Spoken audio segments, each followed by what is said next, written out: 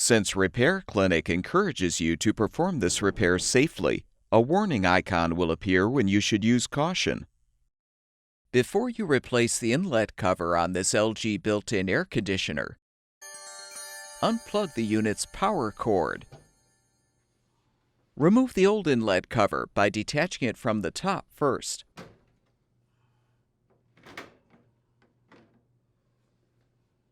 To install the new inlet cover, align the cover's hinge tabs with the slots in the grill assembly, then snap the top portion of the cover into position.